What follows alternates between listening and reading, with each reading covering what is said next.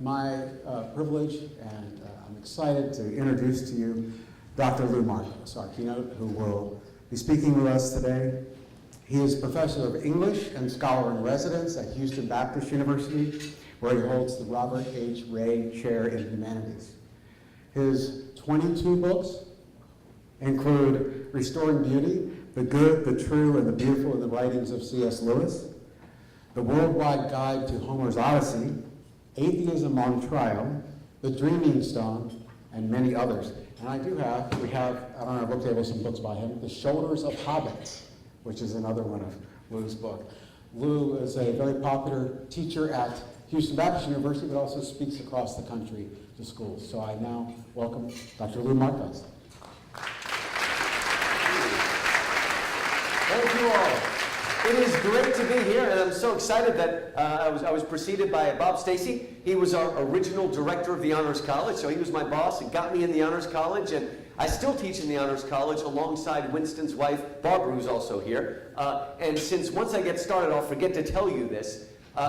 If you're interested in what I say today and you're free tonight, come to HBU. I'm giving one of my Honors Scholars lectures from 4:45 to 6:15. And I'm lecturing on the British Middle Ages, and my focus is the Magna Carta, which is pretty important for the Free Enterprise Institute.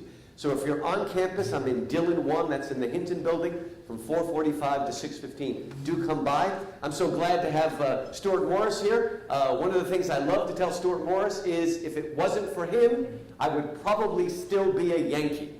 I hate to admit it, I grew up in New Jersey. I'm a proud son of Texas now, but I probably wouldn't have come here if Houston Baptist wasn't down here. So please come visit us at HBU. I've got so much to say, I'm not even going to worry about a joke. I just want to dive in. Let me get a little closer to you here. If you had asked me 10 years ago, what is the major problem with public education in the United States of America, I would have said the major problem is that we've thrown out virtue out of the public schools. That's what I used to think until I started to really investigate and listen and look and read. The problem with the public school is not that we've thrown out virtue. It would have been better if that's what they did. What they really did is they threw out the traditional virtues and substituted them with pseudo-virtues. If you go to the public schools, and also to most universities today, there's only 5 virtues that you will be taught. And those virtues are tolerance, inclusivism, egalitarianism, multiculturalism, and environmentalism. Now, I'm not saying those are evil things. We should take care of the environment. We should be tolerant to one another. But that is not the center of virtue, and it never has been. These are pseudo-virtues that are taking the place of the real virtues. What's the problem? The problem is that we are naturally moral, ethical creatures who want to be virtuous. Yes, we're fallen, but we were meant for virtue. And what happens is, if the public schools had just thrown out virtue, we might have recognized the gaping hole. But what happens is, by filling it up with pseudo-virtues, it makes us think we're doing okay. This may sound facetious, but it's very true. We're raising a generation of people that say, well, yeah, I do sleep around, but I recycle cans, and so it's okay. Now, I wish I was exaggerating there, but I'm not. What we've done is we've thrown out the sins against morality, and we've replaced them with what you might call sins against equality. Now, again, I'm not saying tolerance is a bad thing.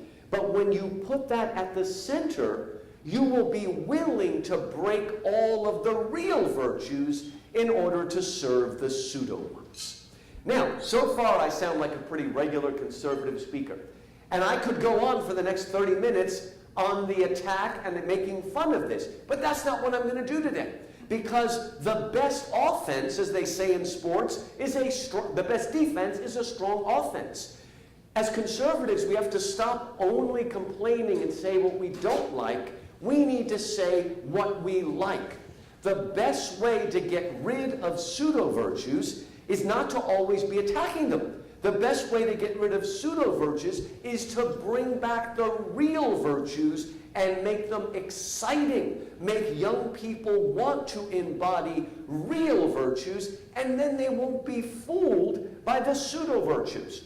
One of the reasons that my kids don't listen to lousy music is because when the kids were growing up, I always listened to good music with them. And that doesn't just mean classical music. We listen to Louis Armstrong and Ella Fitzgerald. We listen to good Broadway music. We listen to good Disney music. We listen to things, and what happened is I never had to tell them, shut off that crap, because they got an internal censor and knew what was good and what was bad. So what we need to do this morning is give a vision of what virtue means. Do you know what the best method is to get rid of weeds in your garden? The best method of getting rid of weeds is not to pour weed killer all over your garden. The best way to get rid of weeds is to grow very, very healthy grass. If your grass is healthy and strong, the weeds will not sprout up there. So what we're going to do this morning is go back to a traditional understanding of virtue. And before the modern period, if you asked anybody, what are the central virtues, they would have told you that there are 7 central virtues. There are 4 classical virtues, and there are 3 theological virtues. Now, what's the difference between the two? If you go back to the Middle Ages, they will explain to you the difference is that to understand the 4 classical or cardinal virtues, all you need is access to the natural law, to general revelation. All people have access to understanding and even embodying the 4 classical virtues, even if they don't have the Bible, even if they don't have direct revelation. It's written in our conscience, and we have access to it. And if you're conservative and you don't know the phrase natural law, then shame on you. Because the natural law is what allows us to have a virtuous public sphere without necessarily having, quote, a theocracy. Right? You don't have to be a Christian to have access to the basic understanding of virtue that even virtuous pagans like Plato and Aristotle and Cicero had access to. Now, when we talk of the theological virtues, faith, hope, and love, as Paul discusses in 1 Corinthians 13, now we're moving into an area that necessitates more special revelation. The Bible, the prophets, Christ himself. This morning, I am just going to focus on the 4 classical virtues. And everything I'm going to tell you today, you can find it by reading 2 of the great books that they teach at St. Constantine and that we read again in the Honors College many times. One is Plato's Republic. In Plato's Republic, he lays out and defines all 4 of these virtues, and then his pupil Aristotle, in his Nicomachean Ethics, also defines and helps us to understand what they are. What are they? There is courage, or in Latin we use the word fortitude. There is self-control, or in Latin temperance. Then there is wisdom, or prudence. And then there is justice, which is already a Latin word, justitia. Those are the 4 classical virtues that were embodied by people like Plato and Aristotle, and that our founding fathers looked to as they established a virtuous nation. What I'm going to do this morning is take you as quickly as I can through those 4 virtues, and I'm going to try to define them, and I'm also going to try to illustrate them by making reference to the Lord of the Rings. Do we have any Lord of the Rings fans here? Book, movie, or something, okay? Because that is one of the modern books that embodies these virtues in an exciting way. And even though you look at England and think of it as a post-Christian country, about 10 years ago, when they took a poll of the British reading public, and the British people really read, okay? When they took a poll of what was the greatest book of the century, overwhelmingly they chose Lord of the Rings, which really embarrassed the British literati. So they took the poll again, and once again, Lord of the Rings was on the top. And I believe that Lord of the Rings is so popular because it's a sort of stealth virtue book. You think you're reading about, fantasy and all this sort of stuff and swords and whatnot. But actually undergirding that work are these classical virtues. Now, there is no official ordering of the classical virtues. It's not like Paul, faith, hope, and love, but the greatest of these is love. There is no official order. But I'm going to begin with courage, because Tolkien's friend C.S. Lewis made a very good argument. He said, in some ways, courage is the most important virtue, because if you don't have courage, you can't practice any of the other virtues. After all, Pontius Pilate was merciful until it got costly, and then he turned Christ over. Right? So if you don't have courage, you will cave in and you will give up on all the virtues. So let's begin with courage, something our country needs now more than ever. When most of us think of courage, our first image is of a soldier charging into battle. Now, of course, it takes a lot of courage to be a soldier. But to me, the best way of explaining to you what courage is endurance. One thing that drives people crazy when they read Lord of the Rings, or even when they watch the movie, is how much walking those characters do. They never stop walking, right? One of my favorite songwriters, Frank Lesser, he's the guy who wrote Guys and Dolls, he wrote an old song for World War I, What Do You Do in the Infantry? You know what the answer is? You march, you march, you march, okay? You keep going, you endure, you hold on.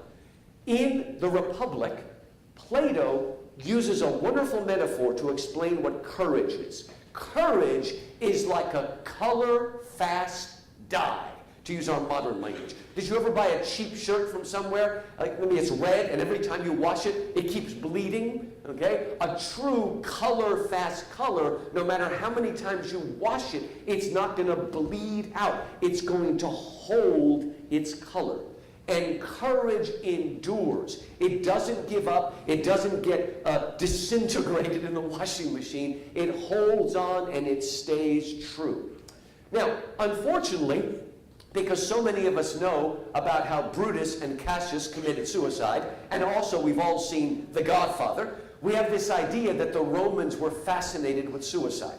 Well, there are some suicides, but Rome's greatest moralist, Cicero, and their other moralists were not advocates of suicide, okay? It's kind of unfair that we have this idea of them all wanting to kill themselves.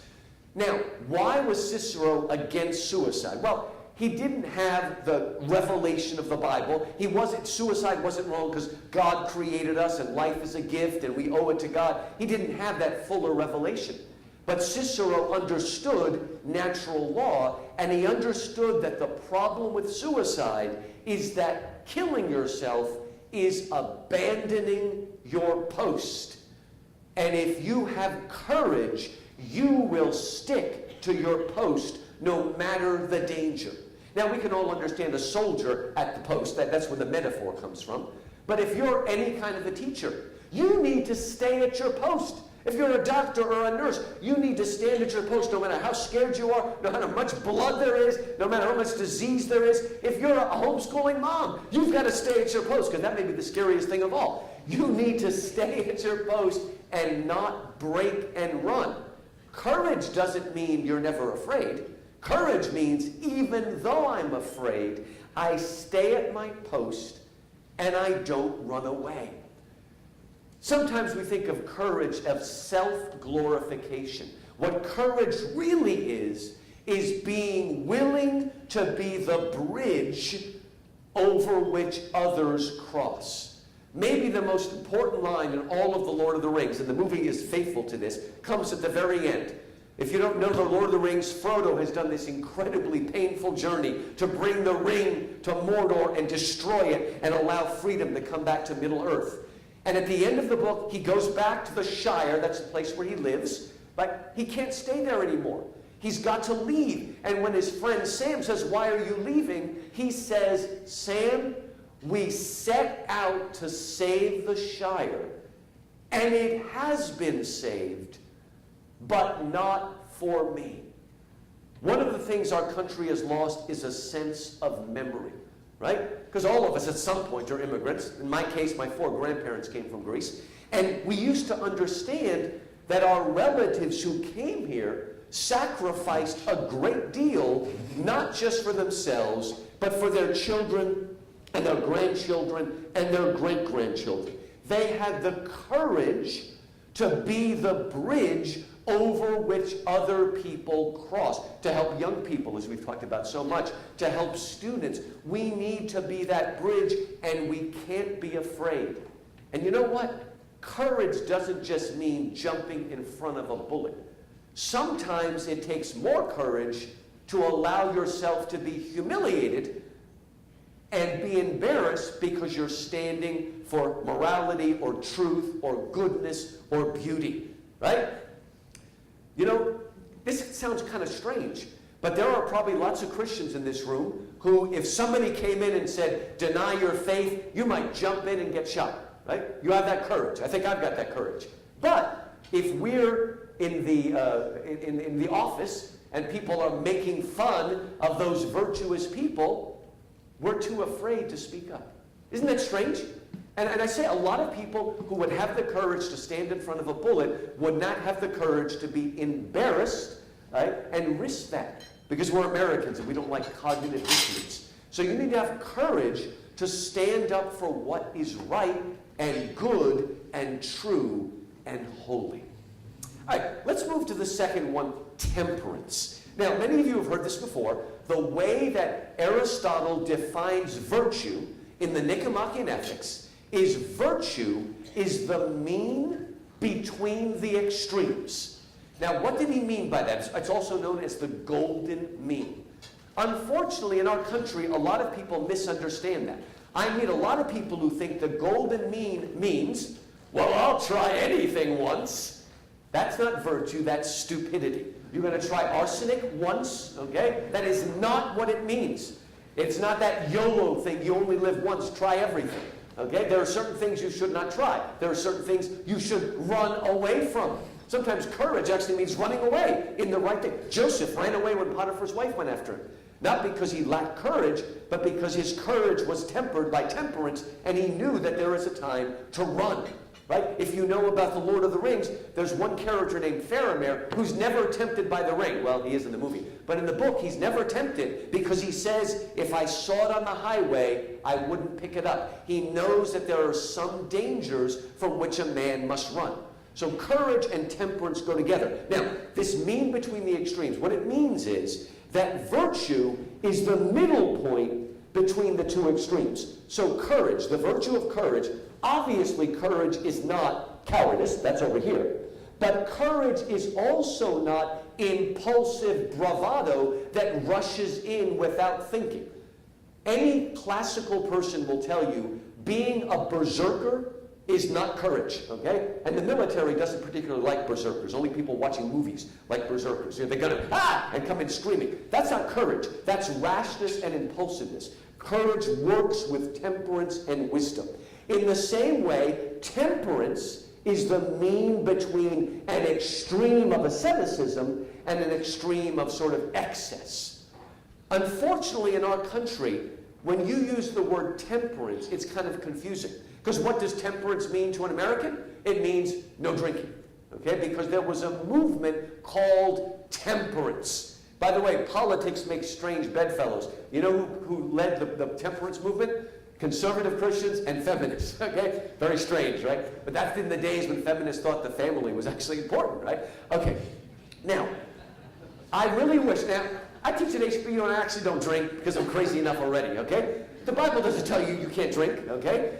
I really wish that the people that fought for the, and you know, they did, especially the women that were fighting for temperance, were trying to save the family from husbands that were getting drunk and destroying their family. I mean, I understand. I think they made the wrong decision. You know what they should have done? If they were trying to fight alcohol destroying families, they should have listened to the man you listened to last year. Were you all here last year? You got to meet and hear from Thomas Jefferson, okay? Let me tell you something that a lot of people don't know about Thomas Jefferson. One of the things he tried to foster in our country was a wine culture. I don't mean wine, that's today's culture, okay? A W-I-N-E, a wine culture, bringing good grapes from France and places like that because he wanted to sponsor the drinking of wine.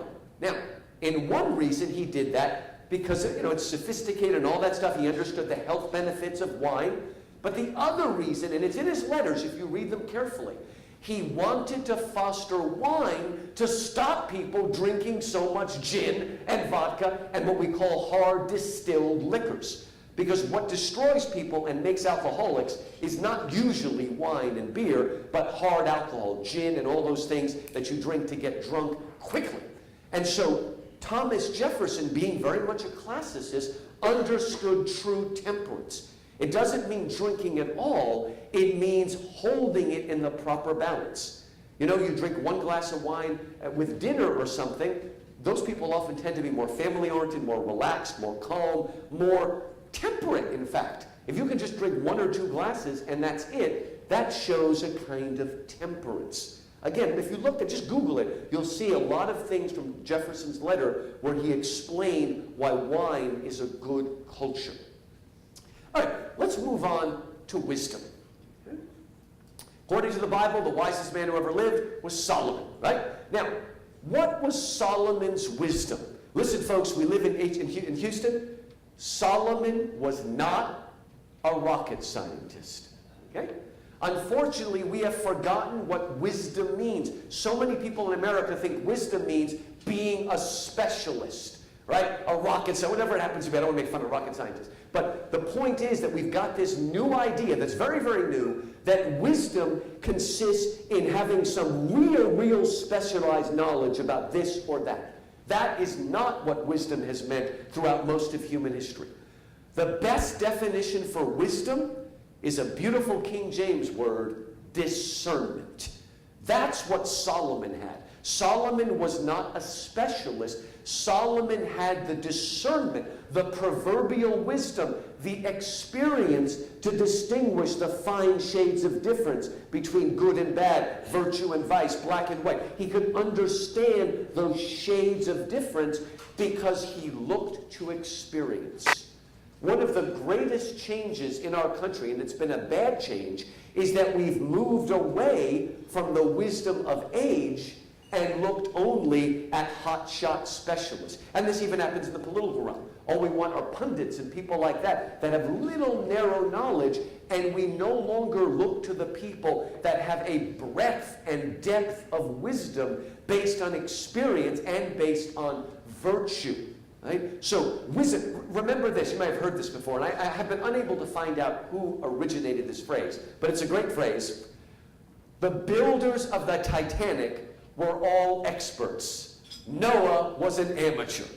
We should remember that, okay? That wisdom, again, we do need specialists. If there's something wrong with my eye, I want to go to an eye specialist. But one of the things that has destroyed academia, and Bob Stacy and I are very similar to this, Bob Stacy is one of the people that fought hard to change our major from political science to government.